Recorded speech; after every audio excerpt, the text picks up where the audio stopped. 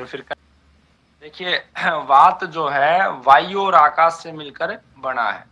तो क्योंकि इस वात है वायु और आकाश से मिलकर बना है तो ये बहुत सूक्ष्म होता है और ये शरीर में कहाँ मिलेगा, जहां जहां शरीर में स्पेस है वहां वहां वात मिलेगा। वात एक तरीके से मानव शरीर में गति देने का और उत्साह प्रदान करने का कार्य करता है। हमारे शरीर में कोई भी क्रिया जो मूवमेंट कर रही है, यानी कि अगर ब्लड का सर्कुलेशन पूरे शरीर में हो रहा है तो वो वात का वहां पर योगदान है। अगर जिस भोजन को हम मुंह में चबा रहे हैं, दांतों के माध्यम से और जीभ के माध्यम से चबा रहे हैं, वो चब के मल द्वार तक पहुंच रहा है, तो उसमें भी वात का योगदान है। तो शरीर में होने वाली प्रत्येक मूवमेंट में वात का योगदान है। वात का मूल कार्य शरीर को गति देना है और शरीर में उत्साह उत्पन्न करना है। वैसे बहुत सारी चीजें हैं वात के जो है सामवात, निरामवात, लेकिन मैं उनको आपको डेप्थ में इसलिए नहीं लेके गया हूं कि उसके लिए एक और विषय है जो संहिता है, तो उसमें हम आपको पढ़ाने वाले हैं, तो वहां पर आपको डेप्थ में लेके जाएंगे। उसके बाद पित्त क्या है? पित्त जो है हमारा दो तत्वों से बना है, जल और अग्नि से मिलके बना है। ठीक है, पित्त का अर्थ होता है एक तरीके से शरीर को गर्मी उत्पन्न करना, शरीर को गर्मी देना। ठीक है, यह शरीर में उत्पन्न होने वाले जितने भी हमारे पाचक रस हैं, ठीक है, और हार्मोन्स हैं, उनको नियमन करता है, कंट्रोल करता है। लेकिन हमारे शरीर में जो 13 प्रकार की अग्नि है उनसे ये भिन्न है। सरल रूप में मैं ये कहूं कि पित्त का जो कार्य है हमारे शरीर को ऊर्जा देना, और जो कुछ भी हम मुंह के माध्यम से और सांस के माध्यम से ले रहे हैं उसको कन्वर्ट करना रस में, रक्त में और अन्य धातुओं में, वो इसका मुख्य कार्य है। उत्साह और ऊर्जा ये शरीर को देता है। जहां जहां भी शरीर में अग्नि की आवश्यकता है वहां वहां पित्त कार्य करता है। कफ क्या है? कफ एक तरीके से इसका दूसरा नाम श्लेष्मा भी है। ठीक है, हमारे शरीर में जहां जहां पर भी चिकनाहट, गीलापन की आवश्यकता होती है, यानी कि चिकनाहट और गीलापन और ठोस आधार, ये तीनों चीजें हमें कफ प्रदान करता है। हमारे शरीर में अगर वजन है तो उसमें सबसे ज्यादा प्रमुख योगदान कफ का है। हमारे शरीर में चिकनाहट है तो वो कफ प्रदान करता है, नमी है तो वो भी कफ देता है, और जितने भी हमारे शरीर के जोड्स हैं उन सब में भी कफ का योगदान है। हमारे शरीर की वृद्धि में, हमारे शरीर को काम शक्ति में, धैर्य में, एक में, मानसिक स्थिति में, इन सब में कफ कार्य करता है।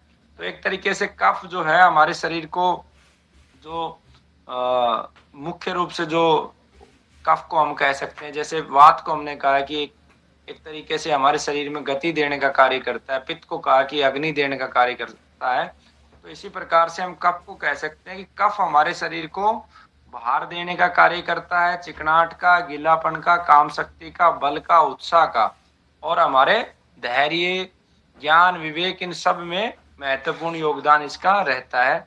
वात, पित्त और कफ के शरीर को कैसे पहचानेंगे वो टेबल के माध्यम से आपको बता दिया है।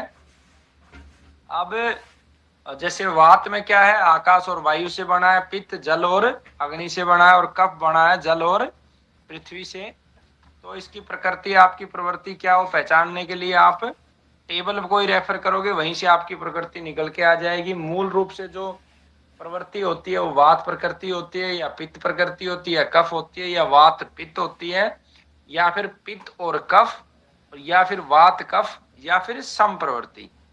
प्रवृत्ति कैसे इंसान की बनती है वो मैंने पीछे भी बताया था कि पिता का वीर्य, माँ का रज, इन दोनों के माध्यम से जब गर्भ धारण होता है, पहली कोशिका बनती है, तो हमारे डीएनए की जो प्रवृत्ति होती है वही प्रवृत्ति इंसान की बनती है, मूल प्रवृत्ति। उसके बाद जब बच्चा गर्भ में होता है तो माँ के आचार विचार, माँ का भोजन, व्यवहार, और किस तरीके से उस गर्भ में पालन पोषण हुआ है, वो प्रभाव भी बच्चे के जन्म के समय हमें दिखाई देता है। तो ये तो हो गई आपकी मूल प्रवृत्ति। फिर आपका जैसे जैसे इस संसार में आए, आपने जो भी भोजन किया, जो कार्य किया, जैसा आपका शारीरिक श्रम परिश्रम रहा, उन सब के आधार पर आपकी प्रवृत्ति समय के अनुसार बदलती है। तो मूल प्रवृत्ति चेंज होती नहीं है, बाकी प्रवृत्ति जैसे किसी समय पे आपने बहुत ज्यादा मेहनत कर दी शरीर के साथ, शरीर को जो है ना बिल्कुल तपा दिया, तो ऐसा लगेगा। बहुत ज्यादा ट्रेवल कर दिया, बहुत घूमे आप साल 6 महीने, तो जब उस समय आपकी प्रवृत्ति या कोई असेसमेंट करेगा तो आपको लगेगा कि आपकी मूल प्रवृत्ति वात है, लेकिन वास्तव में वो वात नहीं है।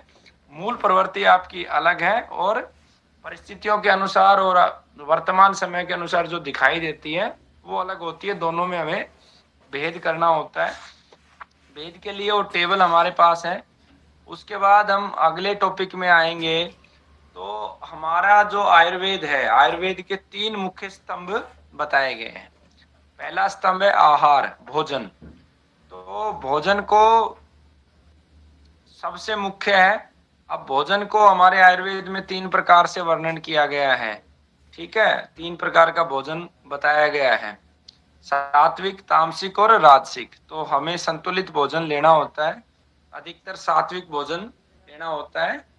तो सात्विक भोजन का हम जब सेवन करेंगे, मौसम के अनुसार हम सेवन करेंगे, समय पे सेवन करेंगे, हमारी पाचन अग्नि के अनुसार हम सेवन करेंगे, तो हमारा रस, रक्त, मांस है ना, और ये सारी जो हमारी धातुएं हैं, ये सब धातुएं पुष्ट होगी और हमारा शरीर स्वस्थ रहेगा।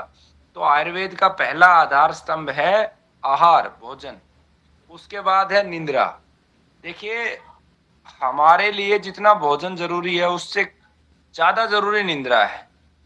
आप समय पे अगर नींद लोगे तो निश्चित रूप से आपका शरीर सही रहेगा, और शरीर में नई कोशिकाएं जो बनती हैं वो निद्रा के समय ही बनती हैं, अच्छी निद्रा में ही बनती हैं। तो निद्रा बहुत महत्वपूर्ण है। और तीसरा जो आधार स्तंभ माना है आयुर्वेद ने, वो ब्रह्मचर्य माना है। ब्रह्मचर्य हम जिसे बोलते हैं, इसमें थोड़ा सा कंफ्यूजन जरूर है। ब्रह्मचर्य का अर्थ होता है कि जो आपका जीवन है, ठीक है, वो जीवन एक नियम के अनुसार चले और नियम के अनुसार ही हम जिए। ठीक है, और हमारा शरीर जो है और हमारी इंद्रियां हमारे नियंत्रण में हो। तो इन सब का जब हम पालन करते हुए जीवन जीते हैं तो उसे एक तरीके से ब्रह्मचर्य कहते हैं। तो शरीर और इंद्रियों का नियंत्रण होना चाहिए और एक आदर्श जीवन शैली हम जिए। उसके बाद आयुर्वेद में बहुत महत्वपूर्ण है हमारी 7 धातुएं। ठीक है, तो धातुओं का विषय में जो भी हम भोजन करते हैं, ठीक है, भोजन करते हैं, भोजन का मुख के द्वारा भोजन करते हैं, दांत उसे चबा चबा के बिल्कुल ऐसा कर देते हैं कि वो पाचन योग्य बना देते हैं। मुंह के अंदर से जीभ के माध्यम से लार रिलीज होती है। भोजन करने के बाद उसका जब पाचन होता है तो उससे रस बनता है। ठीक है, तो रस को एक तरीके से लसिका भी बोलते हैं, हम प्लाज्मा भी बोलते हैं। और रस के बाद रक्त बनता है जिसको हम हीमोग्लोबिन भी बोलते हैं। ये दूसरी धातु होती है आयुर्वेद में। तीसरी धातु जो होती है वो मांस है। ठीक है, इसे मस्कुलर टिश्यूज भी बोलते हैं। और मांस से हमारा बनता है मेद, वसा, एक तरीके से चिकनाहट बोलते हैं, चर्बी बोलते हैं। और वसा से जो है 5वीं धातु जो बनती है उसे बोलते हैं हस्ती, अस्थि, हड्डी भी बोलते हैं। बोन टिश्यूज हम उसे बोलते हैं। और हड्डियों से बनता है मज्जा, बोन मैरो। ठीक है, ब्लड कैंसर में बोन मैरो से चेकअप भी करते हैं। और आधुनिक विज्ञान यही मानता है कि ब्लड जो बनता है वो बोन मैरो में बनता है। लेकिन हम आयुर्वेद में क्या मानते हैं कि रक्त कहाँ पे बन गया, रस के बाद ही रक्त बन गया। ठीक है, ना कि बोन मैरो में जाके रक्त बना। ठीक है, तो यहाँ पे डिफरेंस है। हम हमारे कंसेप्ट में मतलब हमारे माता पिता आयुर्वेद को ही हम प्राथमिकता से समझते हुए चलेंगे, बट हमें पता दोनों चीजें होनी चाहिए। साथ में कभी हमें डिस्कशन करना पड़े तो हमारे पास पॉइंट भी हो कि क्या सही है क्या गलत है। ठीक है, उसके बाद बोन मैरो के बाद बनता है शुक्र।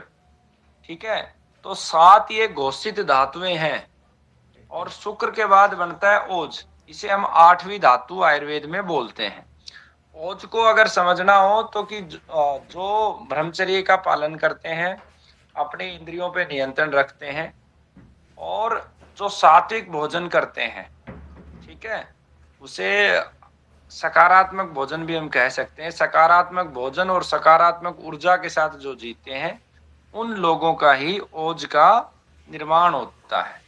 ओज एक तरीके से इसी तरीके से जैसे वात को हम शरीर में वात बोलते हैं, पित्त बोलते हैं, कफ बोलते हैं, लेकिन लैब के अंदर उसे वात पित्त कफ को ऐसे डिनोट नहीं किया जा सकता जैसे किडनी को निकाल के रख दिया ये किडनी है। ऐसे शरीर से वात पित्त कफ को अलग निकाल के नहीं दिखाया जा सकता। या फिर हम ये कहें कि शरीर एज इट इज रहता है, लेकिन कुछ चला जाता है तो शरीर की एक्टिविटी बंद हो जाती है, जिसे हम आत्मा कहते हैं। ठीक इसी प्रकार से ओज भी अलग से निकाल के नहीं दिखाया जा सकता जैसे वात पित्त कफ। ओज मनुष्य के लक्षणों से हम पहचान सकते हैं। वो व्यक्ति बड़ा तेजस्वी होगा, है ना, उसके निर्णय बहुत जबरदस्त होंगे, बहुत संतुलित होगा, उसकी याददाश्त बहुत अच्छी होगी, शारीरिक क्षमता बहुत अच्छी होगी, किसी भी विषय पर उसका चिंतन बहुत श्रेष्ठ होगा। ठीक है, तो अच्छा ओज के ये कुछ लक्षण रहते हैं। ठीक है, अब हम समझेंगे कि ये धातुएं किस प्रकार से निर्मित होती है। तो जो हम भोजन करते हैं, तो वो जब भोजन हमारा पेट में जाता है तो पेट में जठर अग्नि क्या करती है। जठर अग्नि हमारी मुख्य अग्नि है 13 अग्नियों में से, जो पहली अग्नि होती है। तो ये भोजन को 2 हिस्सों में बांट देती है। ठीक है, इसको पाचन अग्नि भी बोलते हैं। ये 2 हिस्सों में कहाँ बांट देती है, एक होता है सार और एक होता है किट। तो किट बेसिकली मल, आपने जो कुछ खाया उसका एक मल बना दिया, और एक हो गया सार। इसमें सार भाग का जो वात की सहायता से रक्त के अंदर पहुंच जाता है। सार मतलब रस। तो रस जो है भोजन में से वो वात के माध्यम से कहाँ पहुंच गया, रक्त में पहुंच गया, और सबसे पहले रस धातु का निर्माण होता है। शरीर एवं मस्तिष्क की कुछ मूलभूत कोशिकाएं हैं जो कभी परिवर्तित नहीं होती। शेष रक्त से लेकर शुक्र व रस तक सभी कोशिकाओं में निरंतर निर्माण भी होता है। उनके अंदर एक तरीके से क्षय भी होता है और उनका पुनर्निर्माण भी होता है। उनमें उत्पत्ति भी होती है, स्थिति भी होती है, और प्रलय की सतत प्रक्रिया घटित होती रहती है। रक्त, मांस, मेद, अस्थि आदि सभी धातुएं सृष्टि चक्र की इस प्रक्रिया से प्रतिपल गुजरती हैं। मतलब हर रोज जो है ना इनका निर्माण होता है, क्षय होता है, और वो जठर अग्नि पर निर्भर रहता है। अतः संपूर्ण आरोग्य हेतु स्वास्थ्य वर्धक सभी प्रकार के पोषक तत्वों से युक्त संपूर्ण आहार और उसके पोषक तत्वों का शरीर में संपूर्ण रूप से पाचन अवशोषण होवे, इसके लिए पाचन तंत्र और 13 अग्नियों का मूल जो है 13 अग्नियों का, वो जठर अग्नि का ठीक होना बहुत जरूरी है। इसके अतिरिक्त शरीर में प्रतिफल जो क्रियात्मक, बौद्धिक व भावनात्मक गतिविधियां होती हैं उसमें भी इसका महत्व है। रस, मांस, मेद, अस्थि, मज्जा, शुक्र व रज के निर्माण हेतु ये रस धातु ही मूलभूत तत्व है। बाकी सारी धातुओं का बेस क्या है, रस धातु है। हमारे यहाँ पे जो त्रिदोष है, वात पित्त कफ, सप्त धातु हैं और पंच महाभूत हैं। शरीर है, इंद्रियां हैं और मन है। इनका जो संपूर्ण क्रियाकलाप है वो इसी रस धातु से संपन्न होता है। यानी कि मन का भी संबंध रस धातु से है, शरीर का भी, इंद्रियों का भी, पंच महाभूत का भी। शरीर का निर्माण, संचालन, संरक्षण, प्रतिरक्षण, संवर्धन तथा पोषण रस धातु के माध्यम से होता है। जहां पर आप देखोगे आधुनिक विज्ञान में हमने भोजन को प्रोटीन, विटामिन और बहुत सारी चीजें हैं उनके अंदर बांटा हुआ है। वो पोषण करती हैं अलग अलग, ये ग्रोथ के लिए ये पोषण करता है। ठीक है, हम आयुर्वेद में क्या मानते हैं कि जो भोजन से सार हमारे पास आया रस के रूप में, वही हमारे शरीर का पोषण करता है, वही हमारी इंद्रियां, वही हमारे मन, सब चीजों पे वही कार्य करता है। इसीलिए जैसा हम भोजन करते हैं, मांसाहारी व्यक्ति का सार जो है रस अलग मिलेगा, शाकाहारी का अलग मिलेगा। उसमें भी जो व्यक्ति सात्विक भोजन कर रहा है उसका सार अलग मिलेगा, रस अलग मिलेगा, और उसका पूरा जीवन पर प्रभाव आएगा। हमारे कई शास्त्रों में ऐसा वर्णन है, गीता जी में भी कहा जैसा खाए अन्न वैसा होए मन। ये 100% बात है। आप नकारात्मक, मैं उसे नकारात्मक भोजन बोलता हूँ, आप मांसाहारी भोजन करेंगे तो आपका शरीर उसी प्रकार से होता जाएगा। ठीक है, तो आगे बढ़ते हैं। रस से क्या होगा? रक्त बनेगा, और रस से ही मांस बनेगा, मेद बनेगा, अस्थि बनेगा, मज्जा बनेगा, शुक्र और रज का निर्माण होता है। इसलिए रस क्या है? सबसे ज्यादा महत्वपूर्ण। और रस से ज्यादा महत्वपूर्ण क्या है? रस से ज्यादा महत्वपूर्ण है आपका भोजन, क्योंकि उसी भोजन से रस बन रहा है। और भोजन से ज्यादा महत्वपूर्ण क्या है? आपकी अग्नियां। इसलिए महत्वपूर्ण है कि आप भोजन कितना भी कर लो, आपकी अग्नियां अच्छी नहीं है तो रस बनेगा ही नहीं, या तो कीट बन जाएगा या वो आम बन जाएगा। ठीक है, तो अग्नियां बहुत महत्वपूर्ण है। अग्नियों के कंसेप्ट को देखो, आप समझने की कोशिश करोगे। हमारे यहाँ पर भोजन को बहुत सोच समझ के डिजाइन किया गया है। जैसे आपके दिमाग में आएगा, यार ये सब्जी का लफड़ा क्या है भाई, हम रोटी खाते हैं तो ये सब्जी कहाँ से आ गई। आप देखो विदेशी लोग बिस्कुट खाएंगे, ब्रेड खाएंगे, लेकिन हमारे यहाँ सब्जी कहाँ से आ गई। ये है वास्तविक साइंस। कैसे साइंस है? आपने रोटी खा रहे हो, रोटी में क्या है? पृथ्वी तत्व है, भारी भोजन है। अब उसको पचाने के लिए आपको क्या चाहिए? अग्नि चाहिए। अग्नि कहाँ से मिलती है? अग्नि मिलेगी हमें तेलों से, अग्नि मिलेगी हमें जितने रसोई के मसाले हैं, अग्नि मिलती है हमें दालचीनी से, अग्नि मिलती है हमें काली मिर्च से, अग्नि मिलती है हमें लौंग से, अग्नि मिलती है हमें तेज पत्ता से। ठीक है, अग्नि मिलती है हमें हरी मिर्च से, अग्नि मिलती है हमें नमक से, अग्नि हमें मिलती है आंवला, हर्ड, भेड़ा। रसोई के जितने भी मसाले हैं, जो प्रमुख रूप से हल्दी, अदरक, लहसुन, प्याज, ये सब अग्नि का नेतृत्व करते हैं। इसीलिए सब्जी का कंसेप्ट लेके आए। तो जब हम सब्जी खाते हैं तो अग्नि तीव्र होती है, और जब तीव्र अग्नि होती है तो भोजन पच जाता है। इसको और सरल करके मैं समझाता हूँ। आप कभी देखोगे, आप फल खाओगे या कच्ची सब्जी सलाद खाओगे तो आपके शरीर में गर्मी उत्पन्न नहीं होगी। ठीक है, उसका कारण ये नहीं है कि वो ठंडे हैं इसलिए गर्मी उत्पन्न नहीं हो रही। उसका कारण ये है कि उनके साथ हमने कोई अग्नि तत्व ज्यादा नहीं लिया। इसीलिए सलाद के साथ काली मिर्च और नमक लगाने का विधान रखा गया है। जो रखा गया है, जब आप कच्चा भी खा रहे हो तो उस पर जब काला नमक, काली मिर्ची डाल लोगे तो वो क्या करेगा? एक तरीके से आपकी अग्नि, क्योंकि पचाना तो आपको खीरे को भी है। अगर आम भी खाओगे तो आम को भी पचाना है। पचाने के लिए तो क्या चाहिए? अग्नि चाहिए। तो या तो शरीर में पहले से अग्नि हो, या आपको अग्नि को क्रिएट करना पड़ेगा। चलो, आई होप कि समझ गए होगे। रस धातु का जो निर्माण है वो कहाँ होता है? पाचन तंत्र में होता है। और रस धातु रक्त के द्वारा पूरे शरीर में पहुंचता है। ठीक है, जितना भी रक्त, जहां रक्त हमारे पूरे शरीर में, ऐसा कोई ऑर्गन नहीं जहां रक्त नहीं है। तो रस रस कहाँ मिलेगा? जाके रक्त में, और पूरे इस रक्त धातु के कुछ अंश रस धातु अथवा भोजन में शरीर की सप्त धातुओं के निर्माण हेतु iron, fat, carbohydrates, protein, calcium, magnesium, minerals, जो भी आधुनिक विज्ञान में बांटा हुआ विटामिन, इन सब को रूप में हमारी आंतों के द्वारा अवशोषित होकर फैट लैक्टियल के द्वारा अवशोषित हो जाते हैं, और यही रस धातु कहलाते हैं। कि यानी कि कुछ चीजें इसमें से अपने अपने शेप में शरीर लेता है, और उसके बाद जो रस धातु है आंतों से यकृत में आता है। आंतों से कहा गया? यकृत में आता है, और यकृत में आकर रक्त में मिलकर पूरे शरीर में पहुंच जाता है। और दोषों की तरह ये धातु भी शरीर में एक निश्चित मात्रा में रहती है। जब इसमें विषमता आती है तो शरीर में विकार उत्पन्न होते हैं। यहाँ भी अगर संतुलन है तो ही स्वास्थ्य है, नहीं तो एक तरीके से आपको दुष्परिणाम होंगे। जीवन जो है संतुलन का नाम है। संतुलन होगा तो आप सुखी हो, संतुलन बिगड़ा तो दुख आना निश्चित है।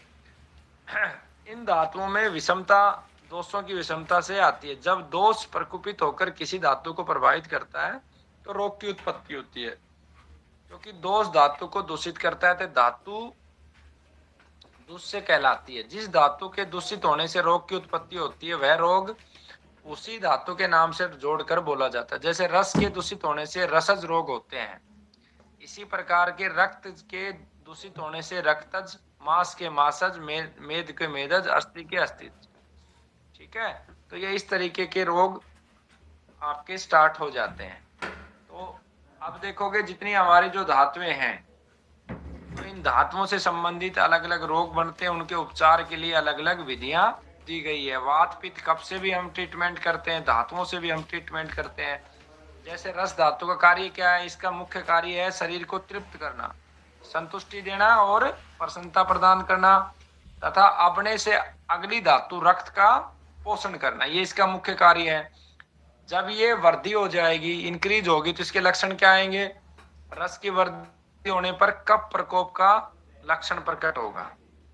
जिसके शरीर में रस बढ़ेगा वहां कफ बढ़ जाएगा, क्योंकि वजन बढ़ना शुरू हो जाएगा। ठीक है। जैसे पाचन शक्ति की कमी से जी मिचलाना, अधिक लार टपकना, उल्टी होना, आलस्य, भारीपन, अंगों का सफेद रंग, शीतलता, अवयवों में स्थिरता, श्वास, खांसी और अधिक नींद, ये लक्षण प्रकट होंगे अधिक रस होने की वजह से। और जब रस कम होगा तो क्या लक्षण प्रकट होंगे? मुख तथा दूसरे अंगों में शुष्कता आ जाएगी, थकान महसूस होगी, रुक्षता आएगी, रूखापन आएगा, अधिक प्यास लगेगी। ठीक है।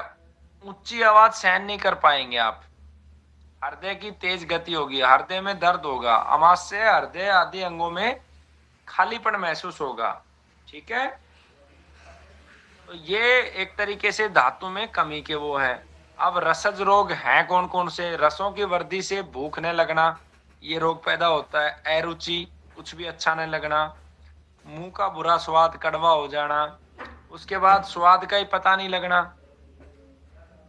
हृदय में पीड़ा होना, जवर, बुखार, एक तरीके से वो उसको क्या बोलते हैं, बेहोश हो जाना, मूर्छा। हमारे शरीर में 14 स्रोत हैं, आगे हम आपको पढ़ाएंगे। स्रोत बेसिकली जो होते हैं वो एक तरीके से सड़क की तरह होते हैं। जैसे बस जो है सड़क के माध्यम से एक स्थान से दूसरे स्थान पे जाती है, इसी तरीके से स्रोत है वो एक तरीके से सड़क का तरीके से आपके शरीर में होते हैं। आगे पढ़ेंगे विस्तार से। तो स्रोतों में रुकावट आ जाएगी। ठीक है। नपुंसकता आएगी, पीलापन आएगा, दुबलापन आएगा, अग्नाशय, पाचन शक्ति कमी होगी और त्वचा पर जल्दी झुर्रियां पड़ेंगी और बालों का सफेद होना, ये सारे रसज रोग हैं। ठीक है। फिर इनका उपचार क्या है? रसज रोगों की चिकित्सा के लिए रसायन तथा बल्य औषधियों का प्रयोग हितकर होता है। ठीक है। अब रक्त धातु है। रक्त धातु का क्या कार्य है? रक्त जीवन प्रदान करने वाला है और प्राणों को धारण करने वाला। यह रंग को निखारता है। ठीक है। शेष ज्ञान इंद्रियों से जो ज्ञान प्राप्त होता है वह भी रक्त के कारण ही संभव है। रक्त मांस धातु की पुष्टि करता है और रक्त धातु में ही संपूर्ण धातुओं के पोषक तत्व शामिल होते हैं। वृद्धि के लक्षण, शरीर की त्वचा, नेत्रों में क्या आ जाएगी? लालिमा। रक्त वाहिनियों की पूर्णता के लक्षण दिखाई देंगे। और 6 में क्या होगा? सफेद रंग हो जाएगा, अग्नि मंद हो जाएगी, वात के जितने प्रकोप है वो दिखाई देने लगेंगे। अब रक्त के रोग कौन कौन से हैं? कुष्ठ रोग हो गया, रक्त कैंसर हो गया, रक्तपित्त हो गया, फोड़े फुंसी हो गया। ठीक है। मेदपाक हो गया, मुख पाक हो गया, स्प्लीन की वृद्धि हो गया, पेट में गोला हो गया। ठीक है। उसके बाद काले तिल हो गया, शरीर में झाइयां हो गई, सफेद दाग हो गया, फूल भरी भी कहते हैं उसको, खुजली हो गया, कामला पीलिया हो गया। और ये सारे रोग जो है वो रक्त धातु के वजह से होते। उपचार क्या है? चिकित्सा के लिए रक्त का शुद्धिकरण हो, पोषण और तथा विरेचन श्रेष्ठ उपचार है। ऐसे ही मांस धातु है। ठीक है। मेरे हिसाब से आज के लिए काफी हो गया। एक मांस धातु और कर लेते हैं, फिर कल करेंगे। मांस धातु क्या है? मांस धातु का मुख्य कार्य क्या है? लेपन, उपदेय। जैसे मकान पे सीमेंट होती है या मकान पे जो मिट्टी से लेप किया जाता है, ठीक उसी प्रकार से शरीर को जो हमारे ऊपर जो लेपन का कार्य है वो मांस धातु करती है। ठीक है। यह शरीर में पुष्टिकरण तथा सुरक्षा प्रदान करती है। यह मांसपेशियों द्वारा शरीर के पूरे ढांचे को सुरक्षा देती है। वृद्धि के लक्षण क्या होंगे? एक तरीके से पेट निकल आया, पूरा शरीर फूल गया। ठीक है। गर्दन और नितंब, गालों, जांघों पर, टांगों पर, पिंडलियों पर, पेट पर, छाती पर मांस बढ़ जाएगा। एक तरीके से क्या होगा? मोटापा आ जाएगा। ठीक है, मांस की वृद्धि होने पर मांसाहार क्रियाएं, ठीक है, को अपनाना चाहिए। ठीक, घी, तेल, वसा आदि स्निग्ध पदार्थों को, चीनी व उससे बनी मिठाई आदि का सेवन नहीं करना चाहिए। जो मोटे हो गए, जिनकी मांस धातु की वृद्धि होगी। इसके 6 के लक्षण क्या है? मांस की कमी हो जाएगी, अंगों में क्षीणता, दुबलापन आ जाएगा, शरीर में रुक्षता आ जाएगी, थकावट रहेगी, ठीक है, धमनियों की क्षीणता हो जाएगी। तो मांसज रोग कौन कौन से हैं? गलकंड जो है ये मांस का रोग है। गंडमाला ये भी मांस का रोग है, गले की ग्रंथि में वृद्धि हो जाती है। तालु, कंठ आदि शरीर में अलग अलग तरह की गांठें, शिष्ट जो है वो भी किसके रोग है? मांस के रोग है। उपचार क्या है? मांस वृद्धि के लिए वसा, प्रोटीन युक्त पदार्थ जैसे दूध, दूध से बने भोजन, मूंग, चना आदि धातुओं और को कम करना होगा भोजन में। ठीक है, ये इसका उपचार हो गया। ठीक है, अब इसको और जब हम गहराई से जाएंगे, रसों के ऊपर जब हम आएंगे, तो आप देखोगे कि रस से भी जो है मोटापे को ठीक किया जा सकता है। जैसे मधुर रस का सेवन हम रोकेंगे तो वो